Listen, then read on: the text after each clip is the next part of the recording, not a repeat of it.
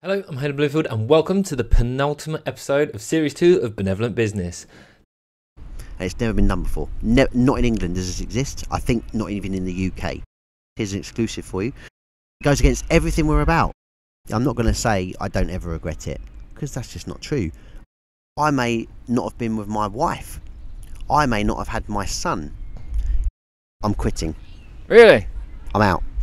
This week we've got Keith Mabbutt, who was on the first series of Benevolent Business. And this was a conversation I mentioned to Keith at some point in the conversation that I was quite hesitant because I'd already had a conversation with him previously. And there's kind of this pressure as a podcast to make sure it's engaging, make sure it's a really valuable conversation. And I was coming up with these questions and sort of stuck on like 2 or 3. But once we just dived straight into it, the conversation flowed so nicely, so well, and it became incredible. And I got so much from it.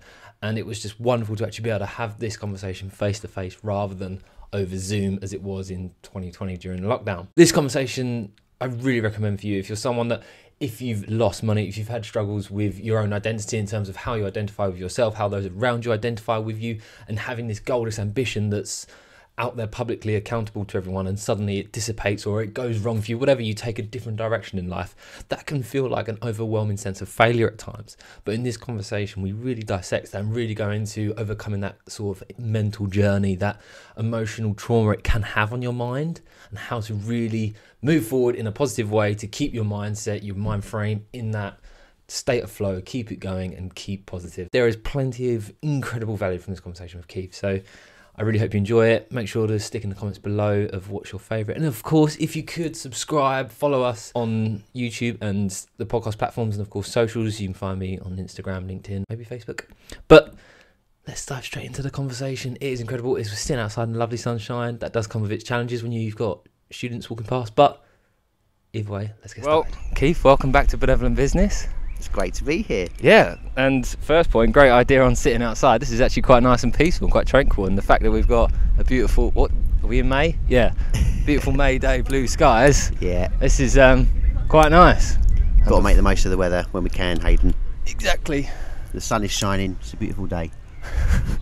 So first things first, obviously you was on the first series of Benevolent Business, so during those times was lockdown. We were doing it over Zoom, and now we're fortunate enough to be, strange enough, despite no restrictions, we're sat outside 2 meters away from each other.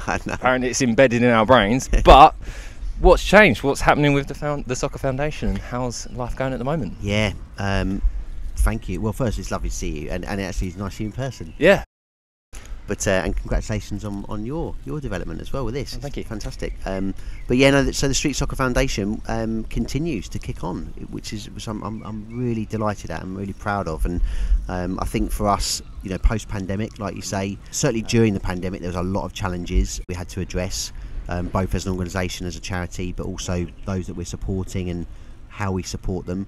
And you know, really uniting our team together to deliver that provision in certain different ways. But coming out of the pandemic, you know, where we can now get back out there and be in person and see people face to face, I think what we've seen is a real demand, a real need for our support in how we operate and why we exist. And what that's led on to is further expansion, frankly. We're in more places now across the country. We've secured more partnerships. And in addition to that, we're building out a provision that centralises around 5 to 15-year-olds. So under our, what we're calling a Street Soccer Stars provision, it's for disadvantaged young children. And it was really important for us to do that because there's a layering effect in that provision. So we're also helping parents, you know, sort of care workers, even grandparents in instances, in terms of a household environment, which is brilliant. So it's been really, really a kind of a blessing in that sense that we've kind of expanded our provision to help, you know, more than those that we were doing beforehand. And there's a new development that we've got coming, which I'll happily touch upon maybe during this conversation, where it's going to actually look at engaging with the general public, you know. So it's not just the kind of, for want of a better phrase, like the coalface work, you know, where those are vulnerable and disadvantaged and at risk. That's absolutely at our core. Well, let's get spoilers in the first 5 minutes. Do touch on it. What is it? Okay. Well, yeah. So essentially, we made a lot of welfare calls, and you know, when I say that, both to young people that we were supporting through our programs, but also to working professionals and, you know, supporters of us as a charity, varied ages, you know, male and female, young and old, and it was really just to kind of to see how people are getting on. Yeah. Because it was never going to be, you know, we're a charity, we're having a tough time, any chance for donation? Nothing like that. It was like, I mean, I actually properly banned that in terms of, calls going out. I said to our team, make the first question, how are you getting on? What's going on? How are you, sort of thing, and then ask it again. Yeah. Because often, no doubt you'll know this, but like you ask people, and they go, oh yeah, it's all cool. And they just brush it off, and they think about maybe what they want to talk about, or you get to the next point or sentence, whatever. But you ask it again and say, no, come on, how are you really getting on? Because it's bloody tough at the moment. It's very British just to be like, oh, you're right, how's it going? And just literally instinctively you go, yeah, good, you. Don't even think about the answer. Hayden, that is exactly it. And I find myself doing that.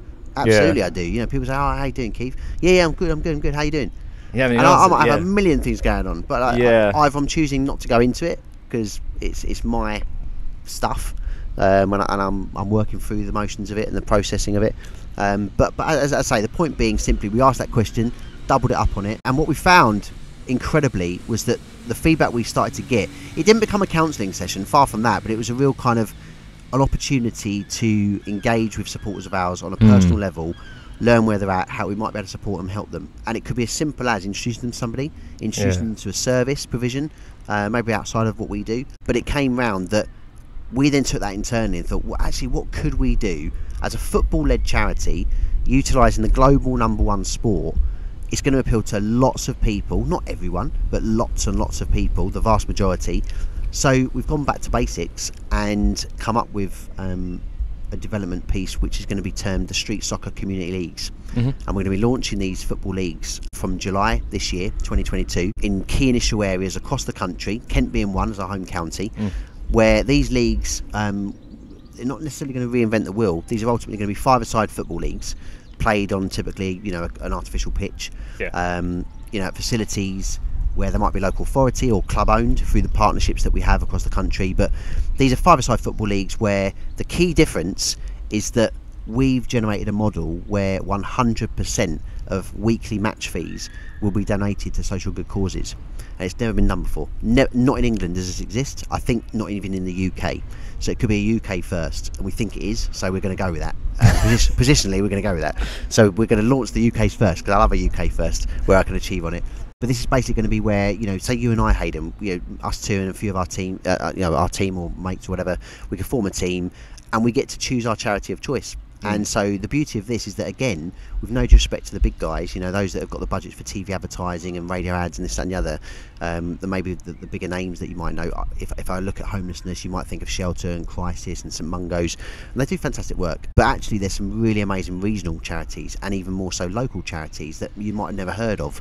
But if you live in a certain high street in a certain area, and there's a charity that do fantastic work and it's close to your heart, that could be your charity of choice.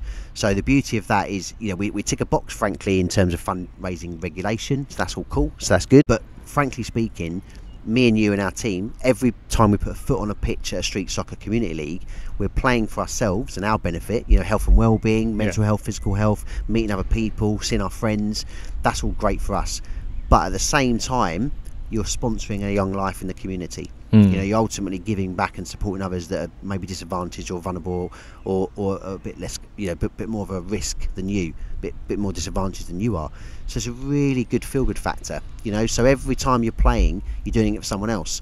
And I've spoken to a lot of five-a-side operators and things, and they say a big thing is like teams turning up, players, letting people down, like the coaches and the captains of teams.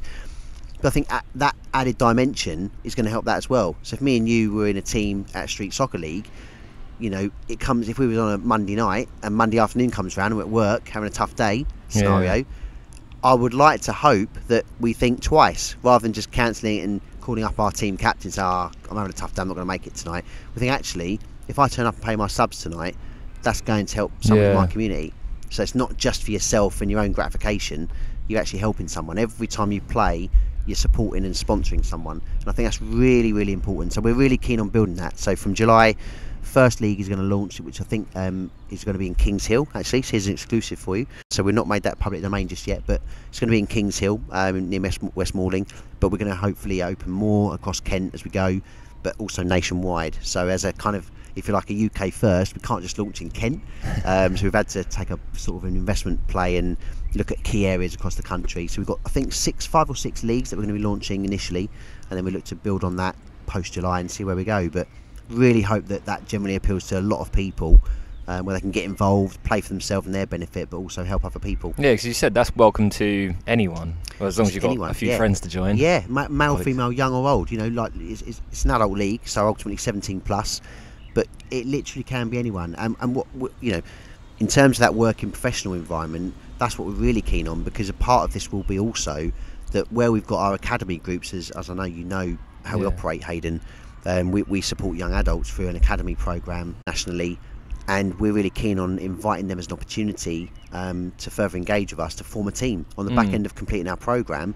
If they pull a team together, then you can have like a sort of West Ham United Street Soccer Academy in the West Ham East London League, you know, and like, you know, Leicester City, Sheffield United, Liverpool, whatever, but they have an academy, like a street soccer academy, enter a team into that local league. So they're one of, say, 8 teams, 10 teams, whatever the league, you know, consists of, but one of them teams are an academy group that have come through our program. What an amazing way for them to meet working professionals in the local community through the power of football. They could maybe secure work placement. It's absolutely amazing. So just by playing football, they can turn their life around and secure a new future for themselves. So I'm really, really hopeful we can get this working well. Oh, that's exciting, amazing, and thank you for the exclusive. So there you go, for mate. a UK first, that's very exciting. I want to come on to, so coming out of I don't want to drill on about the lockdown. I've only got 2 questions, and I feel like we're all sick of it. But in terms of that emotional journey of being cooped up, stuck inside, and now being able to come into, I guess, a new normality, how has, I'd imagine for you, there was so much planning and thinking around, right, once we get out of this lockdown, here's what we're going to do, here's what we're going to execute. How were expectation, or what were your expectations there, and how were they met, and how did that sit with you? Did you have all these plans and suddenly you couldn't achieve them, or have you gone far and beyond? What has that journey been like? I think we never lost sight of, I don't want to be all formal about this, but I never lost sight of our mission statement, right? Yeah. So as a charity, I've got a formal responsibility, both to the trustees and also to the organisation as a whole, and also to our team. And as I say, I'm now sounding formal, I'm boring myself, but all I'm trying to say, Hayden, is the fact that it was really important to us that we didn't lose sight of why we exist. Yeah. And so we didn't want to have the pandemic be a situation where that justified an excuse for not doing certain things. Do you know what I mean? So we could easily have gone down the route of, oh, well, you know, due to the pandemic, this and that, you know, we didn't do this, we didn't do that, we can't do this, we can't do that. It goes against everything we're about. We're always about kind of looking at what we can do, you know, being positive and having a positive mindset and thinking differently, perhaps, maybe. And, you know, naturally there's challenges and problems that occur day to day sometimes for people, often and regularly, but it's processing that and not giving in to the situation and thinking, okay, this is what's going on, what can I do about it? Can I learn from the experience? You know, if you treat it as a learning experience, that becomes a development play, you know, rather than a negative influence, and then you just give in to that situation, and then that draws you down, and, you know, you react in a certain way, and that causes sadness, aggravation, frustration, whatever negative influence and emotion attached to that. But if you actually look at it as where it's all achievable or positive, i.e., right, this is a learning curve for me now. I've got a curveball, as people sometimes say, don't they? I've got a challenge here, a situation, a circumstance. What can we do? What can we do about it? What can we do to continue on, you know, our journey, our pathway, whatever we want to achieve on, our goals, our outcomes that we want to go after? And I think that's what we did really, really well. And so, you know, we're about to release actually, and we could maybe perhaps happily share this to the podcast, our impact report from last year. That'll be going out, I think, next week or the week after. But it shows where, you know, we continually carried on and actually further developed, you know, during the period. And then coming out of the pandemic, we've obviously got our own goals, and it's really important to have goals. In my opinion, everyone should have goals. If you want to get somewhere and develop and learn and build and become successful, however you know, determine that, you need goals. Otherwise you're just going to float through life and just, you know, bob along. So you've got to have a journey and a destination, and it's about the journey piece. I know people talk about that, but it really is about the journey and the life lessons that you have within that. And I think in terms of target measure, you know, we're ahead of ourselves actually, which is really great. So in terms of number of partnerships, provision, service, team members, even, number of people that we've affected in a positive manner, lives we've impacted. We're doing great. I mean, most recently, case in point, we've gone through a delivery over Easter, 2-week provision, 5 to 15-year-olds, whereby we set our stall out to help in and around up to a maximum of 1,000 children. That was our goal in just 2 weeks, just in Kent and Medway. 1,000 children between 5 and 15 over 2 weeks. And we had 10 sites that we operated a holiday camp at, and we achieved 1,618. We went well over our target. 60% above, yeah. Yeah. So and it's a phenomenal achievement. That kind of provision, there's always challenges. It's never going to be a kind of ironed sheet where it's going to be seamless. It's going to be like, just delivered with no issue whatsoever, because of the vulnerability around the provision. But fundamentally, the feedback what we got was incredible, and what that does is then empower you to go on and achieve even bigger and better. So we're now looking ahead towards the summer, and I've got my head of community, Kay, who's amazing, and she's telling me we want to at least double that, don't we, Keith? But I love that, because the summer period will be 4 weeks. Yeah. So she's taken that verbatim and thinking, right, well, 2 weeks we've done 1,600, so 4 weeks we should be doubling that, 32. So okay, but that's a big ask. That's really big ask. But yeah, it's major pressure. 3,000 children over the summer just across Kent and Medway. But we're going to go for it. We're going to give it our all and see how we get on with it. But it's that kind of challenge and kind of drive that we have internally, and it's also shared often with our partners that we work with. So we kind of hold each other accountable to go after our goals and set outcomes that we want to achieve and make sure we deliver on that. It's really important to us. And I will say a very quick final comment attached to that we're also developing what we're calling a mindset coaching award, and this is kind of almost like a duty of care piece. But the coaches at clubs that we work with that lead on our academy program, we're now developing a training program for those coaches. So they're not even our staff, Hayden. They work with other clubs, like football clubs, like Tottenham Hotspur Foundation and whatever. But we've developed this program simply because we want to empower and educate them for their own benefit, as well as achieve the ripple effect with people in front of them. And it doesn't even have to be on the Street Soccer Academy program. So it's a life lesson to be had that can affect them, their families, their colleagues, the people that they're coaching, and not just on the Street Soccer program, but other programs. So it's one that, again, we're really proud about and really passionate about, and hopefully that's going to work really, really well, and that's going to open from the new start of this new season in August. And again, fingers crossed, again, every person that goes on to that coaching award, fingers crossed, it's going to be a ripple effect again. A lot of goals, a lot of ticking off of goals. And you talked about you always need to have goals in through life, which I definitely agree with. And something that I was listening on my drive to you today, I was listening to our first conversation together, and one thing that I wanted to touch on from my own experience and to compare it to yours. So you had this goal, this dream, this ambition of becoming a professional footballer when you was younger, and then talked about how that dream dissipated and then you went in a completely different direction. And I had something similar with, at the time when we recorded the first conversation, my dream was all around my business, growing to a national scale, even further, that kind of thing. And that all sort of dissipated, where I lost all my staff and such, and I went through this, 6-month long battle where I was just trying to keep the company alive and trying to work out what to do, trying to recruit staff as people are leaving and whatever. And so there was this whole, emotional roller coaster of can I keep hold of this dream? Am I going to have to let go of it? And that can become quite stressful, quite anxious and just depressing, really, of having this thing that you pretty much attach your whole life to, that you're like, this is what I'm doing, this is my purpose, this is what I'm going to set myself out, and this is how I've planned my next 10, 20, 30 years in life. And then I had to let go of all of that, and I've kind of moved on. And now, what are we, a year later, I'm even happier because I'm doing things that I feel really intrinsically motivated by, and having conversations like this and putting more energy into the podcast. Kept the business just as a part-time thing for myself.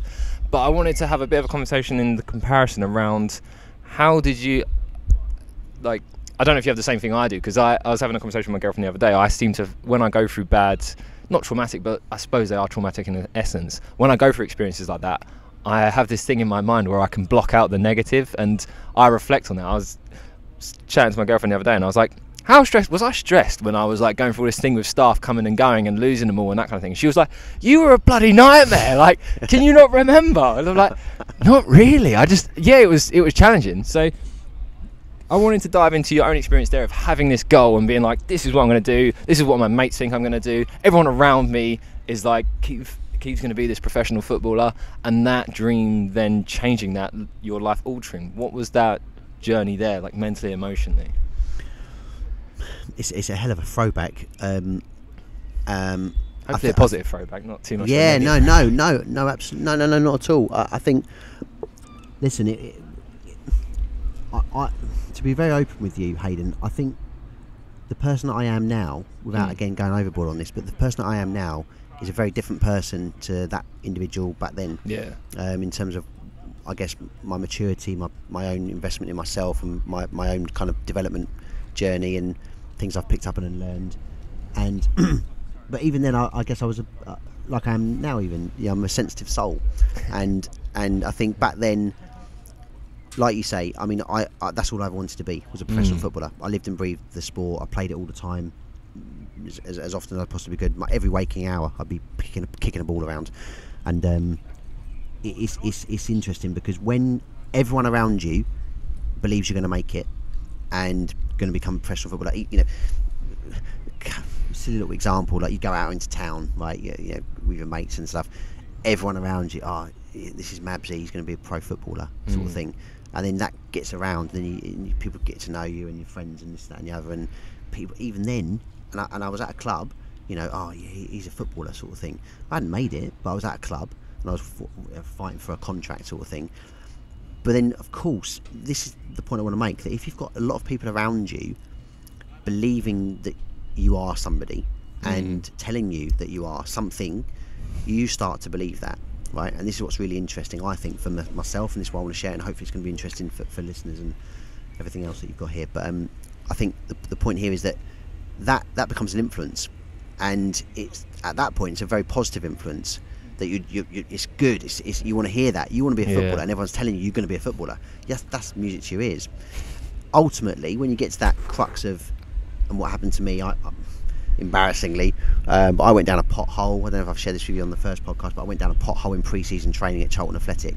So I was on the verge of getting a contract at Charlton, like a pro contract at Charlton, and I went down a pothole. I was if you like, a flair player, so I was a winger.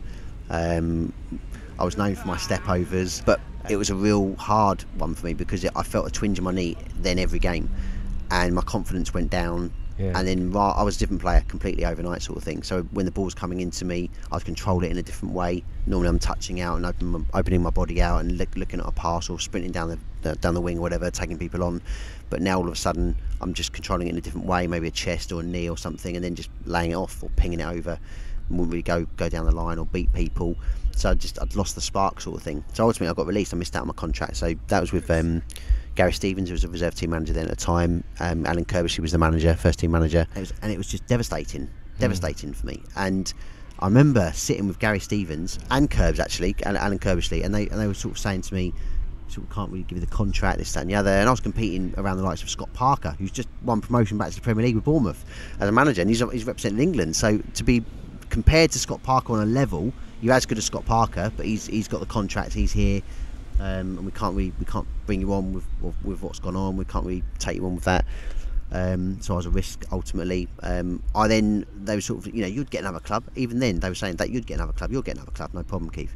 But I didn't get another club. No. And I was offered a few bits and pieces here and there, but my heart wasn't in it, and I knew my heart weren't with it and my mind weren't right. When I rock up to a great club, I will say Dulwich Hamlet. So I went to Dulwich Hamlet, a fantastic club.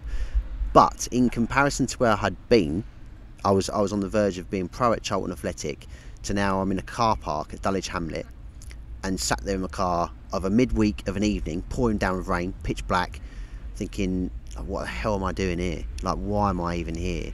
Yeah. Like, literally months ago, I was at Charlton Athletic, playing with the likes of Scott Parker, Kevin Lisby at the time. These are recognised names in the game at that time. It was really, really hard mentally. And so when I look back, maybe I didn't really know actually how much so, but now I look back on that and think that's a real mental struggle there, really going for it, really hard. And the thing, in addition to that, I didn't really have people around me that understood the situation, because I was literally the only one in my kind of close-knit friendship network, if you like. No one was nowhere near that kind of level in that regard. And also my family, I was almost like a black sheep in my family. Like people just, in my family, love all my family to bits, but they go to school, get a job, that's kind of it. Working class. I'm very proud of proud of that. But that's it. They go to work to earn a living and pay their bills and get shopping and this, that and the other, and just live day-to-day sort of stuff. And good on them. That's brilliant. And lots of people I know do that. And it's amazing and fair play to them. But I guess I just wanted a bit more. And I was kind of going against the grain, trying to go against the grain, do my own things. And so when I was trying to be a footballer, I remember actually my granddad turning around to say, he said to me one time, and I do remember it, and it really hit me, and he said, if you was going to be a professional footballer, you would have made it by now. That's like my granddad, and I loved him so much, and he was really hard, like old school. And yeah, he's one of these guys that took counsel, like, you know, in a corner of a working men's club, Hayden. So people like, and he's always in a pinstripe suit, so like a bloody mafia. But I really respected him, and when he said that to me, I was like, Jesus, that's yeah, maybe that is the case. There's suddenly doubt creeps into your mind. So long story short, is ultimately what I want to get to the point of is that coming through that process, it was really, really hard, and I guess I processed it in such a way to think, well, look, what can I'm proud of myself back then, because I can look back at what I must have gone through.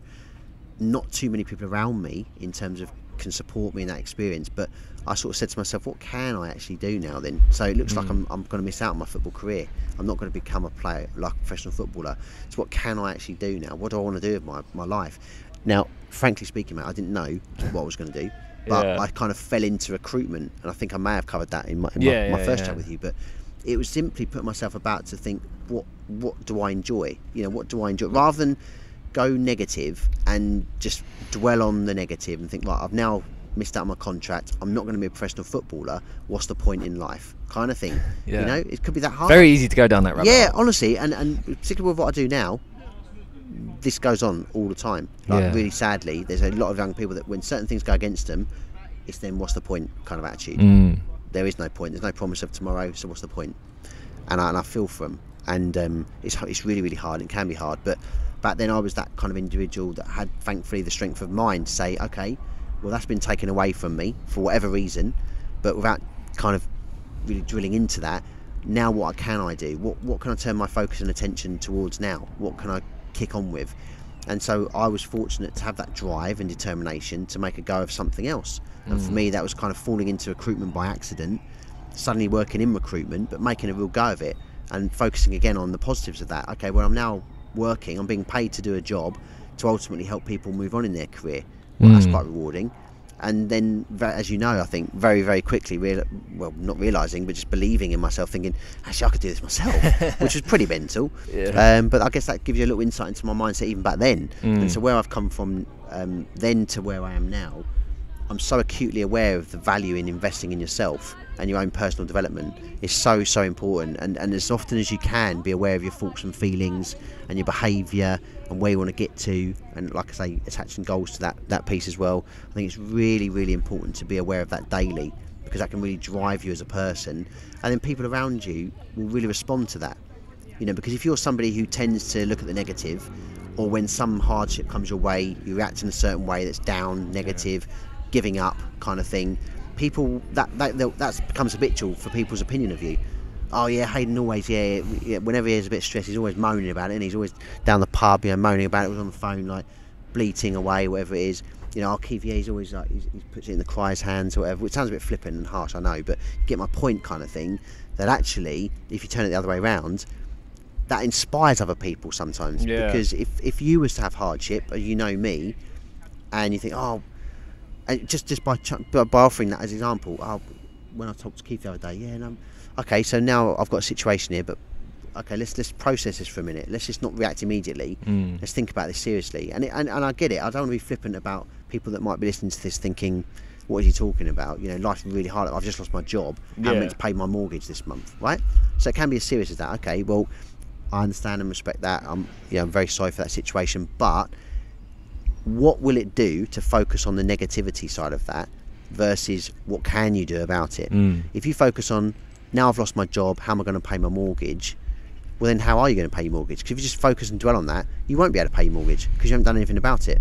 See my point? So I'm not being harsh, but you've then got to think, okay, well, I've lost my job. What am I good at? There's the first option. What am I really good at? What do I really enjoy? Who do I know? What can I do about this? Who can I go and talk to? Who can I pick up the phone to? Who can I go and meet? You know, see what I'm saying? So suddenly you look at your network, social network, your professional network. Think about, you know, the can attitude suddenly you're driving conversations, and then you're offering, you know, what you're good at to other people that there might be a need there all of a sudden. If you don't ask a question and drive a conversation, you're never going to know, and people won't know. And suddenly out of that, I'm not saying it's a guaranteed solution, but you just don't know. And statistically, though, you're better off if you follow that. Of course you are, versus just sitting there moaning about the situation. Yeah, and feeling sorry for yourself. Exactly, feeling sorry for yourself and not acting on it, and just thinking, okay, well, I've lost my job, rubbish, life's hard, what's the point? Now I've got to try and blag my mortgage and see if they'll let me off, or go and get a bloody payday loan, which is a nightmare scenario. That's just giving into the situation. Yeah, I think this is something that I think everyone can resonate with. And you spoke about during this period where you were the up and coming, and that was the conversation, that was the dialogue around you. How did that change? So you're hanging out with your mates, with friends, family, whatever it is within the community. It's like, this is Keith, he's the guy that's going to make it, he's the guy that's up and coming, you just watch this space. Suddenly you're no longer that. This is something that I found was the biggest emotional struggle, that when I had my own goals, ambitions, and that's how people identified me as, is that when that changed, in your own mind it's a big failure, you've failed at whatever it is you're trying to, well, you might not, but this, in my head, that was the story telling myself, and I'm trying to have this positive of like, right, I'm moving on, what am I going to do, and focus on the opportunities. But it does become this thing in public when you had that was the identity you had, and now you've got to recreate that. What was that like for you, and how did the conversation change? And did you find that people were there to support you and be like, no, don't worry, mate, you'll find something else? Or was it more like, Keith who? Oh no, I don't know that guy. No, who's that? Let's move on. Really hope you're enjoying the conversation so far. Of course, I'm going to butt in this week with next week's episode, just to give you a little insight into what that will be about, the final episode of Series 2 of Benevolent Business, which has been really exciting. And I'm not going to drill on about that. I'm going to make that a point about next week, of talking about my reflections and such on the series that I've worked on myself. But next week we've got Molly from Molly Moodle Media. She's the founder and director of the company. Make sure to check that out, for the reason of, we really go into a lot around there about parenthood, running a business, and actually having a point where most of the team is off on maternity leave, and how you can manage a company in such a way. So if you are someone that's wants to start a business, or wants to have a family, or wants to do the both, or has a business, has a family, either way, whichever, if somehow business and family is going to link in your life, even if you don't want to do business, I mean, I would assume most people that listen to this podcast are in some sort of realm of business, but this will be an incredible conversation. Really get some value there from someone that has made a success out of parenthood and business, somehow amalgamating them together, managing to have a newborn baby while running a company. So I look forward to that being shared with you next week. But otherwise, let's get back to Keith. Because that really is a pertinent one, certainly for today's youth, I would say, as a bold statement. But I think so many people, and I do believe this is a fair comment to say, certainly by speaking to a lot of people, but so many people, particularly younger people, are so caught up with other people's opinions and perceptions of them as an individual. They really are. And because of that, they live their life to a certain degree where they're following others and following the lead of others, and there's a lot of following culture going around. And it's quite ironic that on Twitter, for example, you have followers and who you follow, right? Yeah. The terminology of that says it all. And even on Instagram, you know, typically on Instagram, you know, why do people go on Instagram? You'll find people on Instagram scrolling all the time and just searching on whether it's blimmin' males or females or foods or exercise, whatever it might be, football, hopefully. But the point is, they're constantly trying to sort of digest content that other people are doing and posting up you know, about their own lives, people's lives. But what's then going up is actually sometimes falsified. It's not actually a reality, you know. And actually, people that seem to be having a great life aren't actually having a great life, but they want that public perception of them, that they're amazing and they're doing so well. And it's really interesting. So I say that out loud simply because even back then, like the given example that you put across there, that, you know, I was an aspiring footballer. Everyone around me thought I was going to make it. I believed that too. I had that self-belief for myself as well, but it was reinforced, which made it even stronger as a belief. And then all of a sudden, it's not going to be the case. I honestly, even back then, I'm certainly about it now, but even back then, I wasn't too caught up on other people's views, like opinions, perceptions of Keith the non-footballer, as in, oh yeah, well yeah, no, he's not a footballer, you know, well, he's nothing, is he? He was a wannabe footballer kind of thing, that kind of attitude. Didn't bother me, honest to God, it didn't bother me. It's like, of course there might be a few in there, but do you know what, even trying to think back, I can't honestly think back to anyone kind of in my face, you thought you were going to make it, you had no chance sort of thing. I think the only kind of feedback I got was really kind of people asked how it has not happened sort of thing, what had happened. Like sympathy and empathy. Exactly that sympathy, empathy, and a genuine kind of interest and maybe a concern to a level, like, oh, so what are you going to do, Keith, kind of thing. But you know, when it's just an honest conversation, as in, it was certainly it was embarrassing at the time, but I followed through by it, by saying the truth. I went down a pothole. I could have. No one would have known, by the way, Hayden. I could have easily said, I was in a youth game at Charlton and someone took me out in the centre, done my knee, unbelievable. But I thought, what's the point? I don't need to lie about it. Mine was embarrassing. It was ridiculous. I was on a long old blooming country jog, went down a pothole like a bog, completely done my knee, fell flat on my face into the mud, just laid there in agony. I was blowing anyway, because I weren't great for long distance anyway, but I knew I'd done something serious. You know, I was just laying there, Jesus, this is not good, this doesn't feel right. But I thought, why? I'm not going to lie about it. I'm going to tell people exactly what happened. And I think looking back and thinking back, maybe also that helped the situation, as in people, when they realise, oh, actually, we can't be lying about that, because you couldn't make that up, kind of thing. Went down a pothole in pre-season training. Sounds really random. I didn't realise you actually physically meant a pothole. You kept saying, "Oh, this pothole." I thought it was something like metaphorical. But Yeah, sorry, mate. Yeah, no, so absolutely genuinely. So, and I've spoken, like, you know, to a few sort of guys around me that also used to play football and that, and a couple of them that also didn't make it. But there's actually has been, like, you know, a career-ending challenge sort of thing. So when I sort of reciprocate and offer mine, it's like, yeah, that was mine. Just went down a hole in a bog, brilliant. So, but it is what it is, you know, and I can take a view on that. But I think that fast forwarding it to where I am now, and it might even be now, right now today. So I've just announced just now, haven't I? So I've just announced right now, we're going to be launching street soccer community leagues, you know, 5-a-side leagues, nationally, UK first. From July they're going to be out there. So what happens then, having now said that and admitted that and putting it out there, putting it out in the universe, that kind of accountability piece, putting it out there so it's now known. And suddenly July comes round and no leagues are launched, and August comes round, no leagues are launched. Well, Keith's a failure, or he's a liar, you know. But open a conversation with me and find out what's going on. And it might be actually, oh, well, do you know what, actually we didn't have enough money to run with that, or oh, well, the facility double booked us, we couldn't do it, so we've got to wait till next month, or oh, the night we were planning, a couple of our staff couldn't make it, so actually we've had to rejig it, and when they're available is now we've got to push it back.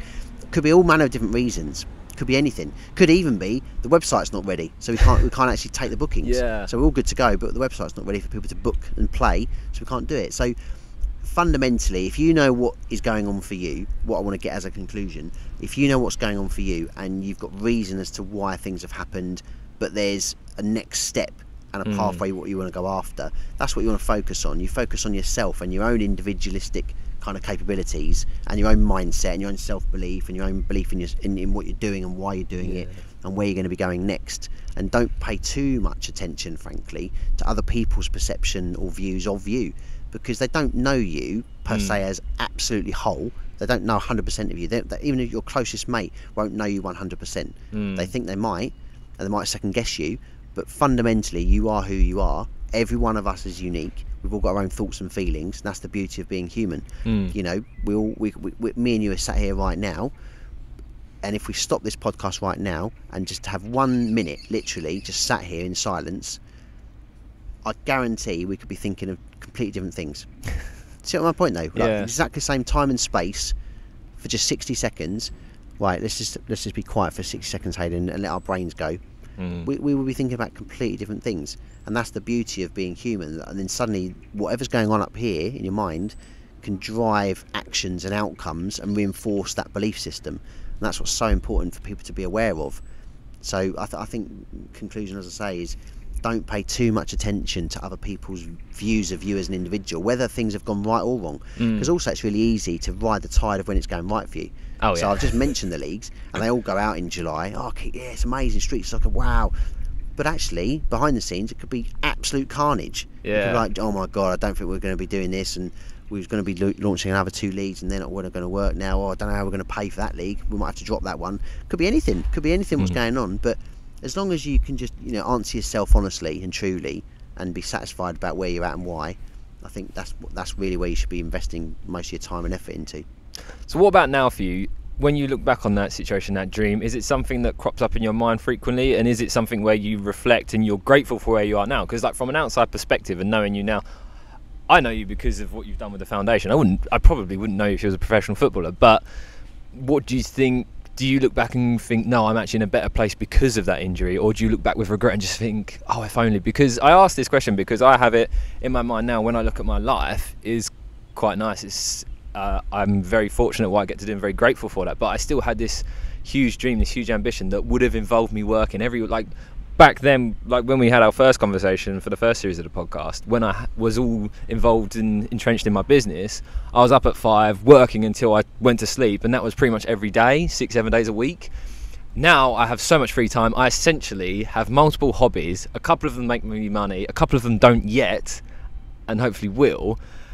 And so I'm much more grateful to be in this situation. However, when I do think back, or like for example, when I was listening to our conversation on the way here, the intro, Dave and me were talking about my business at the time, what my ambition was, looking at franchising in the future, how the plan would go, how that business is going to grow. And I'm like, when this happens. And I was sat there thinking, oh man, does that dude know that that's not going to happen? That dream's going to go. That's not reality. That's not the future. It changes completely. And so I still look back at that, and I'm just, part of me is like in the state of regret and in the state of, oh, if only I could have had this, if only I could have like found a way to lead a team, motivate them, inspire them to the point they want to stick around and not made the mistakes I made. But part of me is like, shut up, like look how good life is, like appreciate the fact that you get to come on a Friday morning and sit in the sun and have people, well, it's interesting on the tangent of like people walking past. Some people will walk past with curiosity and they're like, oh, this is interesting. Other people are like, can I be on your podcast? And some people are like, this is an opportunity to make some sex noises. Like, but how is that for you, off of that tangent, how is it for you emotionally? And are you, because I think this is something that'll be very important for anyone listening, is just having those battles, whether they're current or whether they are in the past. How are you looking back at that? Is it regret or is it gratitude, or both? I think the short answer is that it's a range of reaction and feeling towards what was, and I'm not going to say I don't ever regret it, because that's just not true. I think I've been through times where historically I've definitely regretted it, like, oh, what if, I could have, I was so close. I was so close, Hayden, honestly. I mean, like I said to you, without going overboard again and broken record, but everyone thought I was going to be it. I thought I was going to be it. I was the best player, typically, often. That sounds really big-headed, but like genuinely speaking, decent, and everyone, like I say, oh, he's definitely going to make it. And so when that didn't come off, I do think back sometimes, and it's particularly when I sometimes go to Charlton every so often, and I sort of look at the ground and think, oh my god. That's the thing, you're still surrounded by football. You're in something now, and you're no doubt speaking to professional football players and thinking, you little shit. I mean, it's funny. Do you know what? I will really quickly share this. Is funny because a couple of weeks ago I went to visit our street soccer academy at West Ham and in East London in Beckton. Right towards the end of the football session, the guys started lining up a crossbar challenge thing. And a couple of the lads ran over to me and said, oh, come on, kid, you got to have a go at this, come on, and like egging me on. Yeah. So one, I will say this, I wasn't in the appropriate attire to play football. I will add this, but wrong socks. So I sort of I'll go on then sort of thing, and but it was brilliant because now I've kind of probably given it away, but sort of I sort of very nonchalantly walked towards it, like sort of pushed the ball ahead of me. And just, I sort of took my wallet out of my pocket, put it on the floor, put my head down, said, do you know what, I won't even look at this, lads, won't even look at it. And I sort of jogged up, genuinely didn't look at the goal. Obviously I clocked where the goal was, kept my head down, pinged it straight onto the bar. They went absolutely mental. And but inside, Hayden, let me put this on record. Absolute fluke, complete and utter fluke. There's no way I thought I was going to do it. But in myself, I was like, let's just go for it, man. Like, just hit it. Can you imagine? Yeah. I pinged it. It was a proper full-on one. It was like bounced and came back sort of thing. Brilliant. And then they was going crazy. And they was like, oh yeah, look at it. And so it, you feel really good about them. They obviously know of my past, like Coach being a footballer, sort of used to be a footballer and that.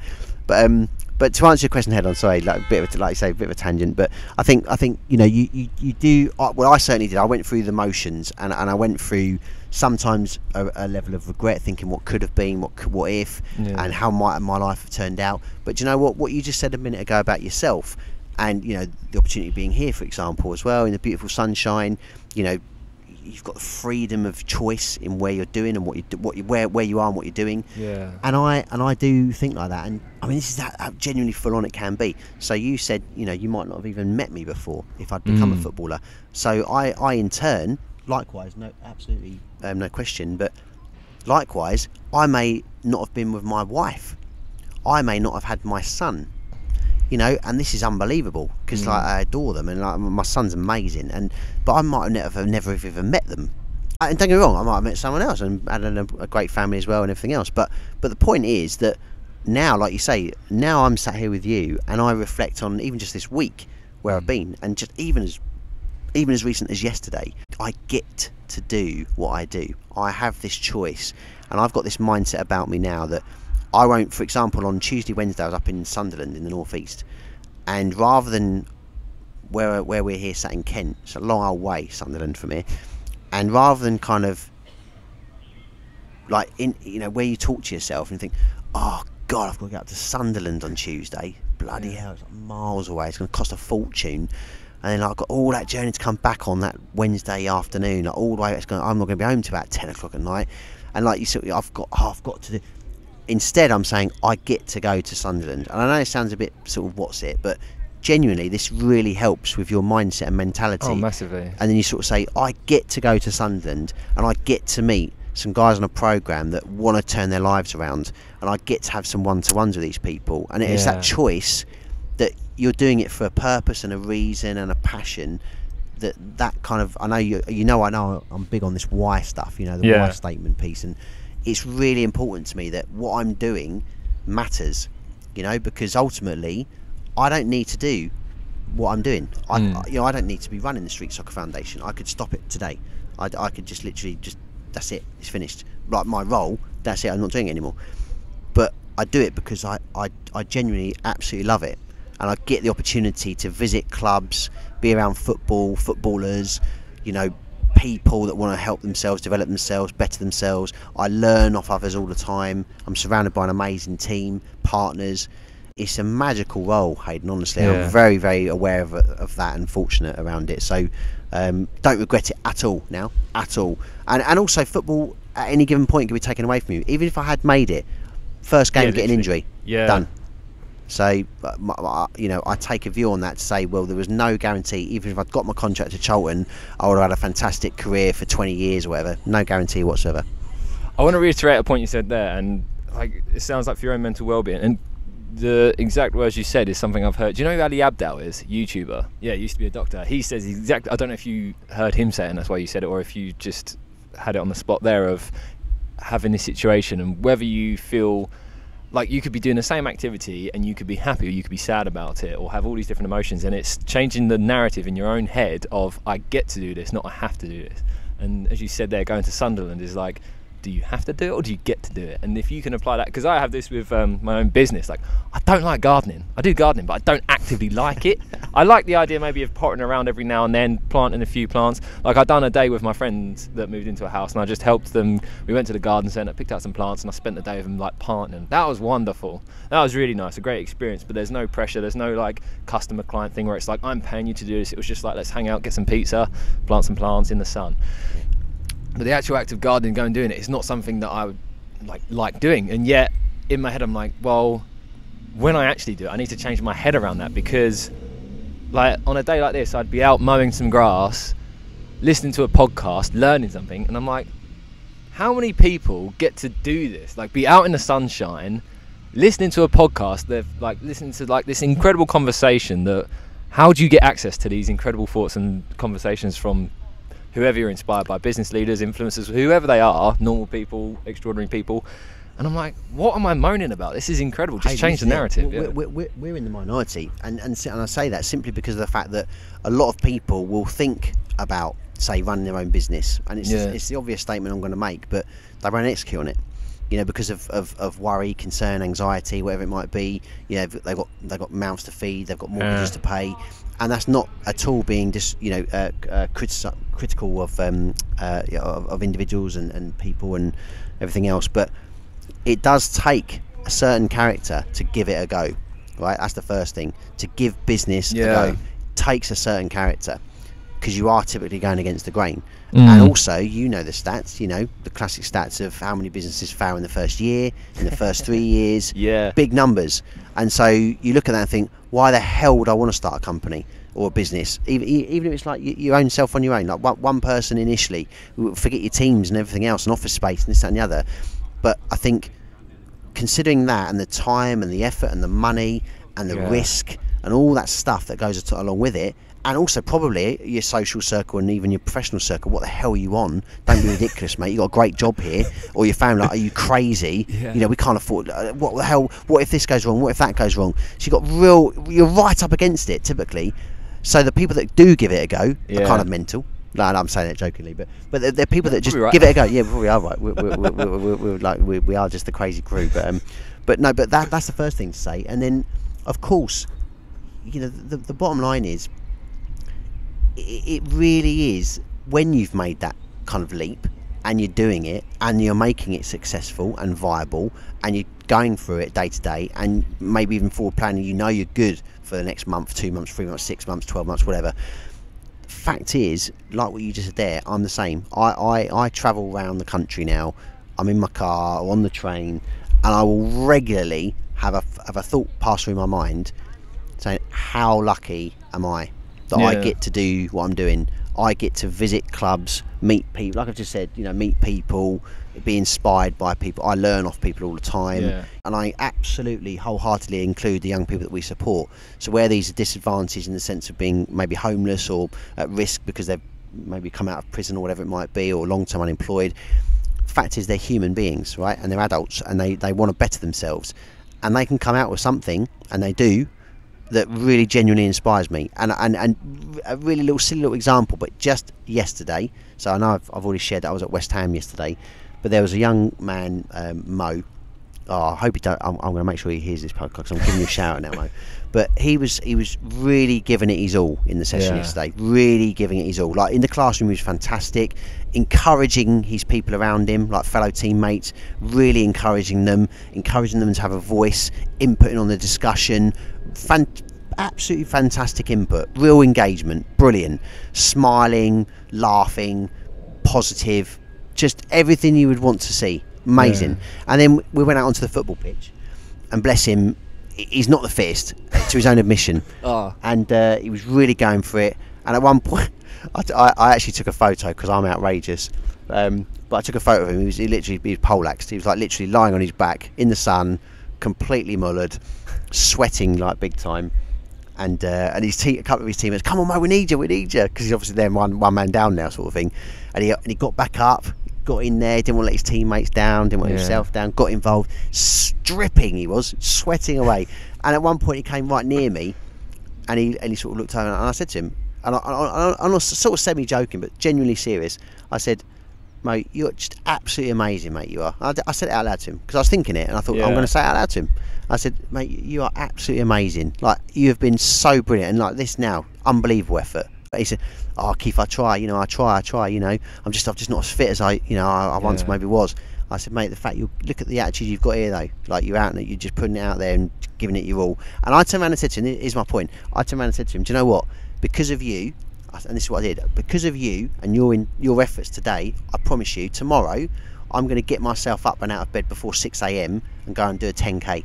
I'm going to do it because of what you're doing today. You are going to be my inspiration tomorrow morning. Did you do it? And I did it, yeah. Yeah. So this morning I did it. Absolutely. I was up 5:45, out on it, done my 10k, 48 minutes. I'll add. Hey, I was quite impressed with that myself, because I've already had. I'm not a big old long distance. But there's my point, though, mate. Yeah. There you go. So a young person on the programme, he's inspired me to do something, and he's now helped me achieve a goal right off the bat. So literally by 7 o'clock this morning, I'd already be out on a 10k run. I'm already owning the day ahead of me, and I'm feeling amazing. I feel so so lazy now comparing that to my morning. I'm pleased. We have to get up early tomorrow. But that's awesome. And do you know what? I really hope that happens then. Ripple effect. But there you go. There's a ripple effect. So Yeah. I really hope that does happen. And in one way, I'm pleased you feel like that in terms of a response, because that's great. Because then if that does inspire you to do something about that in the morning tomorrow, get up early, even if it's not bloody 10k, but even just get up and have just maybe a power walk around the block, or just get up, have a pint of water, and just get out and smell the blooming air and get some fresh air in your lungs and get up ready to own the day. Better than just whacking your snooze and just staying in bed. I normally get up and do yoga and meditation most weekday mornings, and then I didn't this morning. I was out late and I was like, no, I'm gonna have a lie in. I'll probably do my mind better. And now I'm just like, I feel so lazy. I should have got up and done my yoga. No, but you. So there you go. But do you know what? That's tomorrow. But there you go. But so this is it. So you feel like that, but that's so encouraging, because you could have done that today, and then not really had an emotion attached to that, and thought, oh yeah, it's really nice to have a chill out and this and not do anything. But you've reacted like you just openly said about it, and now exactly. You only do things. Anything you do is through being inspired or motivated.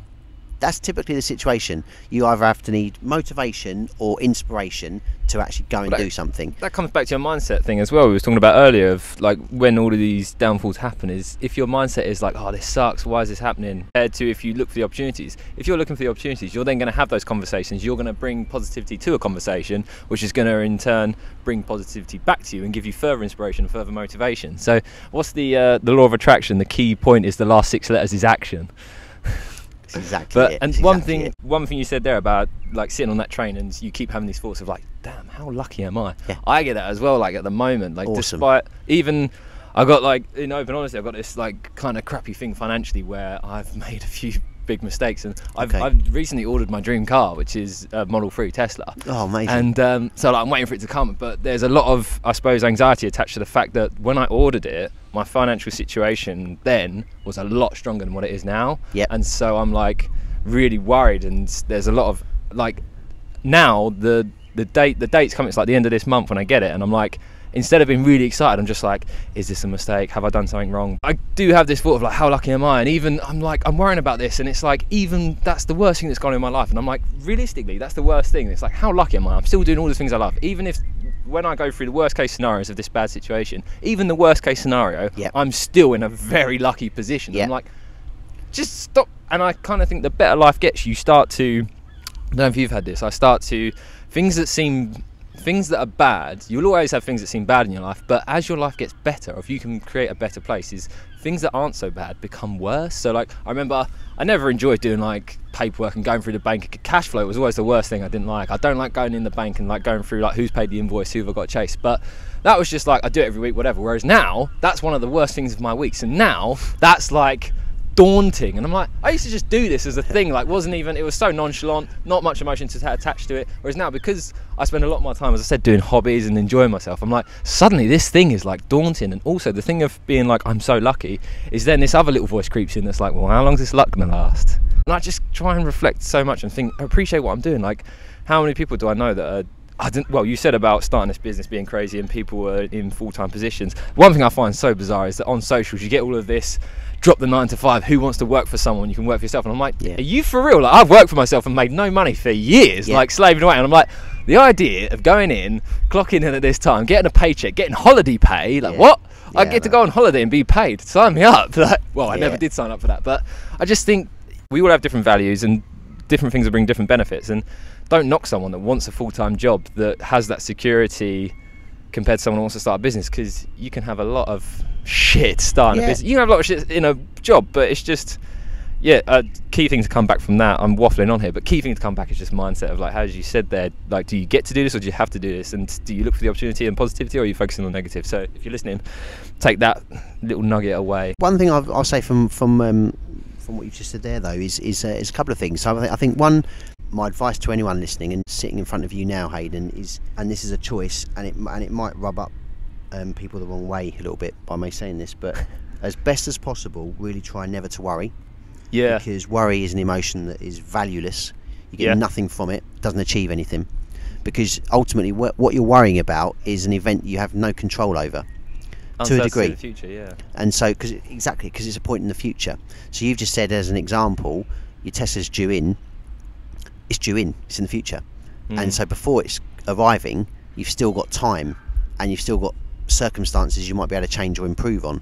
And so you're worrying about something that it doesn't really justify, in my humble opinion. The second thing, though, and I could certainly expand upon that, but my second point is that as well, is that this choice that we're talking about, this choice, I think if you've got someone who you know in your life that, you know, has got loads of money, right? Because people talk about money a lot, and, you know, they've got so much money, they've got all the nice car, the nice house, this, that and the other, but they're working every hour God sends. Yeah. They're always at work, and, you know, they've got like Monday to Friday, you don't really see them. You know, and if they've got family, you know, their partner, you know, the woman or the man, or even if kids are involved as well, don't really see their father or mother sort of thing until really the weekends, because morning don't see them because they're all gone. If that, yeah. And, you know, come the evening they're already in bed, so don't really see them. And then, like you say, yeah, maybe even on the weekends they might have such a role that they're flying around, you know, international stuff. You know, the point what I want to make is that you can have all the money in the world, but are you actually happy? And are you actually doing what you'd actually love to be doing? It might be that you're doing a job because you're good at something and it's earning you a lot of money, but actually are you passionate about it? Is it really driving you as a force? You know, you're doing it because you know you can earn great money. And I think there's a few people stuck in that trap, that they're earning great money, having a life that they're leading, but actually what sort of life is that? And when they look back on that, the sad reality will be that actually money doesn't matter. Actually, it doesn't matter. It's important. I'm not saying it's not important, but I'm saying in the grand scheme of things, what matters, again, this is my opinion, but family, friends, people, you know, because without that, what do you actually have? If you just take away everything around you in that regard, you're left on your own.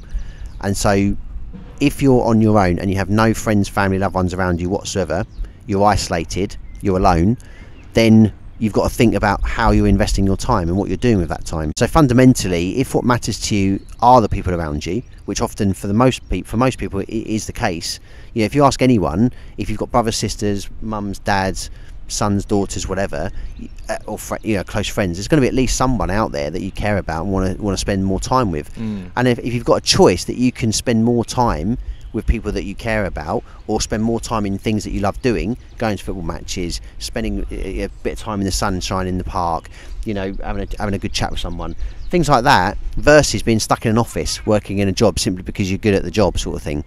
You know, because money is a byproduct of where you invest your time, and you can always earn more money, right? And then my final comment on that is you can always earn more money, you can't earn more time. So once your time is invested, it's spent, you know.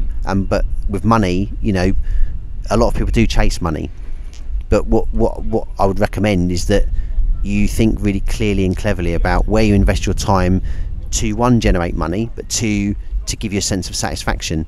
And that's the golden nugget. If you can achieve that you can earn a bit of money, make money, have it generate itself for you, but at the same time can, you know, have a choice and you know, value, I guess, attached to where your time is being spent, that's a magical situation.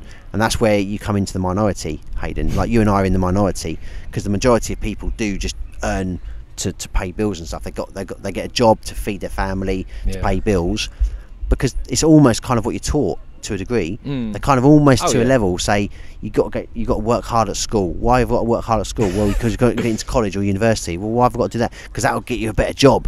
Oh, why do I want a job? Well, that's how you're going to earn money. Oh, why do I need to earn money? Because that's how you're going to pay your bills and stuff, and buy your house that you need to live in and stuff, and, you know, buy a car. And what happens then? Well, then you get married and have family and stuff, and then you got to spend more money, which is why it's really important to have a good job.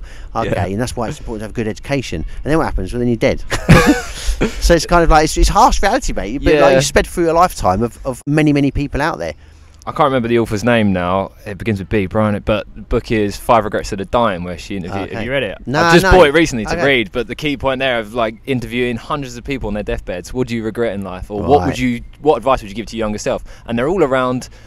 Spend more time with family. And well, there you go. Do things you love, and a lot of the responses was don't work so hard. Nothing was to do with money. Nothing was if only I had 50 more quid. If only I had 100 grand extra. If only I had £1 million. I'm so grateful you've offered that as a relation to what I've just said then, because that's really kind of you. Because there you go. If there's a book there talking about exactly the same subject, 'cause that is you can imagine it. If you know, really unfortunate, but like, you know, if you are unwell and you're laying there, realistically, are you actually going to think, oh, when I'm better, I really hope I can earn more money? Or You're not going to be checking your bank account every morning. You're going to be ringing your family every morning. You're going to be on your phone thinking, who can I call? Who can I reach out to and connect to and communicate with? Who do I love and care about? And who loves me and cares about me? And I think that bottom line, it comes down to that. And like I say, I want to conclude on that by saying I'm very sensitive around the subject matter of money. That I know it matters and it's important. Yeah. Of course it's important. You do need money. You need money to live. Of course you do. But the bottom line is, it's not the be all and end all. It shouldn't be something that really takes ownership of your life in such a degree that you lose sight of what's actually really important.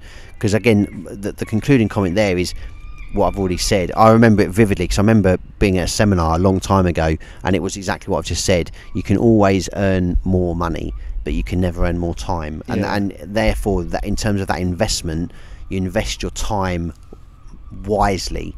You really invest your time wisely. You choose where you're going to invest your time wisely, because like I say, like you've touched upon, obviously I'm sorry to hear that you've had a bit of a rough patch in terms of your investment sort of thing, but what I will say to kind of give you comfort is that you still can make more money. Yeah, right, exactly. And there's still going to be opportunities ahead of you, Hayden. Might not be presented to you just yet, but there could be something immediate term down the line that suddenly presents itself to you, and whether that's good for you right now or in due course or whatever. But fundamentally, and I've done the same. I've put money in certain things that haven't come off, but I don't dwell on that too much. No. Again, what I said earlier about like a learning experience. So rather than dwell on that, I think, oh, now I'm like What have you 20 grand down now. Unbelievable. I'm never going to get that. Well, actually, no, I can get 20 grand back, and we'll learn from that. Yeah. Why did it not work out? What's happened there? And like you touched on it, maybe I could have got my staff better and this, that, and that.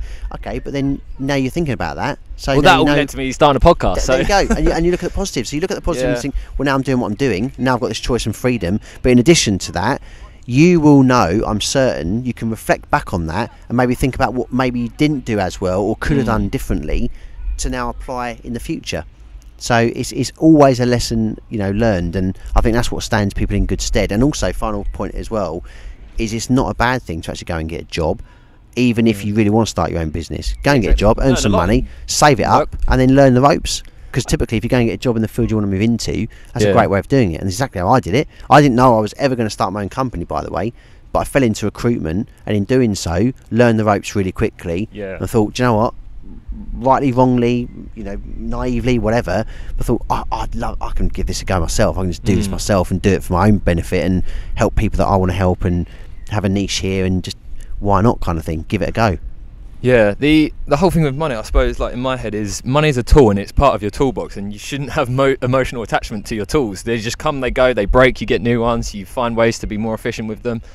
Leave your emotions for, as you said, time. That's your most valuable commodity and asset to exchange with. And like even obviously I'm getting a Tesla, so I'm a massive Elon fanboy, but one thing he says, richest person on earth, supposedly, he argues Putin's richer, but Elon says like, yes, I'm the richest person in the world, I lead these companies, and it seems very cool externally, but he's like, I can guarantee people do not want my life. You do not want to do what I do. I found in business, your job literally is you have a fire extinguisher and you put out fires, and the fires gradually, the bigger the company gets, the bigger the fires get. And I'm like, I have to deal with like at most 9 people to manage, and I'm like, and that comes with a list of clients. And I'm thinking, if you're leading some of the biggest companies in the world, I can't imagine what those fires are and what they like. And your extinguisher isn't getting much bigger. Like those fires become. It's totally true. I mean, there's a person that I know recently actually.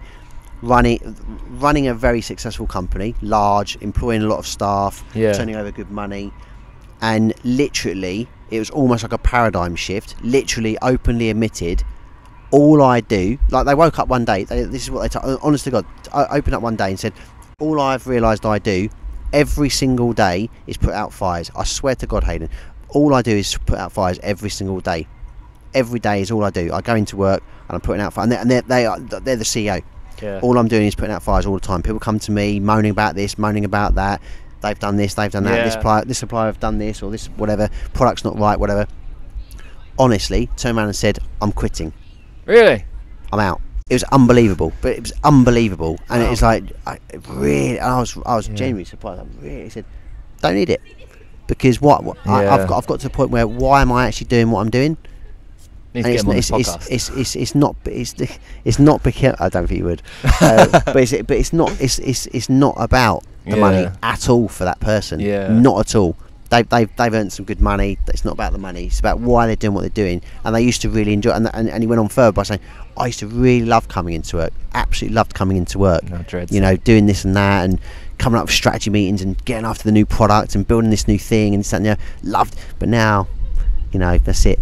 And that was it. And the further little comment, basically, they said they also went further by saying, it's something I've been thinking about. And to be honest with you, Keith, it was like I said to myself, if this happened, if I have this feeling 3 times, and they said 3 times in the same month, if I have this feeling 3 times in the same, whatever this is their metric. If I have this feeling 3 times in the same month, that's it. And this is what they turned around and said to me. He said, it's been the 3rd time. That's good philosophy, I think. So it's quite interesting. It's quite interesting, but there you go. Yeah. Keith, it's been wonderful. I could literally talk to you all day long, but I feel like I know you've got to get going. So one thing I want to take away is something you talked about, your experience with Mo there, and you shared your thoughts and expressed your gratitude and like for his commitments and his efforts. But I think that's a huge thing to take away there is when you do have those thoughts, share them, tell people. If someone does something, you're like, that was amazing, that's freaking impressed. Like, fair play to you. Say it out loud. Don't leave that in your head because it will make someone's day, and they will remember that. It's such a lovely way to end this chat. I mean, and that's absolutely amazing. Please, anyone that's listening to this and comes across it, please, as often as you can, have that kindness about you as best as you possibly can, and share the positivity and put it out there, because it honestly matters so much to people.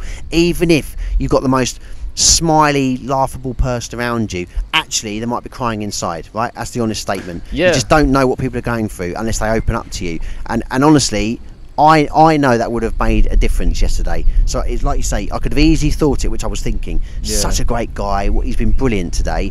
Could have thought that internally, but I've chosen yesterday to say it out loud to him, to tell him to his face how amazing he is. Even this morning, I swear to God, final quick comment, even this morning on my run, when I was having a breather, because I was breathing away, but even in between my drills, I left a voice note for another young person who has been on our Tottenham Academy, and he's appeared in a short documentary that we've just recently had made on us, and I saw it for the first time yesterday, and I didn't know what he was going to come out with. There was no script or anything. Heard what he'd said, so I left him a voice note this morning, and I basically told him on the because it was too early to phone him. I told him on the voice note. I told him absolutely how proud I am of him. So he's going to wait. It's no quick because it's really early. So like he will wake up to that voice note and have someone tell him first thing in the morning how proud someone else is of him as an individual. I just think things like that just really matter, mate. It's only a little thing, but what a great way for him to start his day. You know, if he imagine if he woke up in a negative mindset. He's like, oh, we're struggling today, I'm not feeling it. Suddenly he listens to his phone, immediately he has someone telling him how proud he is of him. Oh God, okay, mindset shift. Suddenly thinking more positively. As you said, like the smiliest people can be the saddest inside, and like some of the harsh stories, especially like recent documentaries, are more openness around mental health. Especially like if you've seen Roman Kemp's documentary with his friend Sonny. Like, I just think sending that voice note, as you said, what people can be going on inside. You don't know how that could be the difference between life and death for someone. Of waking up in the morning being like, do you know what? I've been debating it for months. Today's like, I cannot do this anymore. And as you said, like someone in successful business position, CEO, making all the money in the world, every employee in that company is probably thinking, easy for him, innit? How the other half live? And yet he's waking up every day. And you just think that voice note could be the difference to be like, do you know what? I freaking love life. I love Keith for that. This is amazing. Mate, I mean, I used to have what I used to call Gratitude Friday, right? Okay. So every Friday, I made it as a kind of habitual exercise to put something out there. So I'd send an email, leave a little voice note, text someone, along the lines of like how great they are, what they're doing, or how impressed I was. Or I've read your LinkedIn article, or I come across your book, or I watch your podcast, whatever it might be, and also for myself think about what's great around me, like what's going so well around me, what have I got to be grateful for, that sort of thing. But to add to that, I've now gone beyond that, and it's like it could be any day. So I'm not just holding it, but like exactly, there you go, back at me. I love that, like, every day. But you're right. But like, why just have it just every Friday? I used to have it in my diary, Gratitude Friday. But now it's kind of like, well, just have that as a practice. Just have that as a point of practice. Be that person that you are on a Friday, be it all the time. Like, you're absolutely right. I do it every so often, but you're right. Actually, I'm taking that every day. Why not? Why not every day? You have to. Don't put pressure on yourself unnecessarily, but even if it's just one thing a day. It's not pressure, it's just like it's not embracing pressure, moments and it's just being more gratitude. Yeah, it's a way of being. Like, I can definitely say that's something that I struggled with, and like running a company, and I'd say any person that worked for me would probably say, yes, Hayden suffered and really need to improve on this, is because you're running a business and you've got this driver to improve things and create a great experience, that can obviously leave you to focus on the negative. So you're constantly like, right, what do we need to improve? If something's going good, brilliant, we don't need to focus on that. I need to focus on negative to make it better. And so that meant a lot of the time my conversations with staff were like, yeah, good, anyway, let's get to the points where you need to improve. And I definitely needed to focus more time on saying, do you know what, you did great there, well done. And I didn't do that enough. And I think everyone that worked for me, the however many 30 odd people that over the course of 4 years I employed, never had 30 people work for me, they just came and went. But I think every single person would be like, yeah, that was one of Hayden's flaws there. Do you know, I think though, Hayden, I think often, and this is, I've got teacher friends, so I'm going to just preempt what I'm about to say, but I know teaching is a very hard profession as well. It's a tough gig, but what I would say is that I would think it would be fair to say that the typical scenario as a student at a school or college or whatever is that more often than not, if your teacher or lecturer picks you up on something, it's more often where there's a fault in play. Yeah. So you haven't done something, or you're misbehaving, or you're acting up, or your tie's not bloody right, or whatever, or your shirt's undone, or whatever it might be. But they say, "Come on, Hayden, look, get your shirt tucked in, boy." You know, whatever it might be.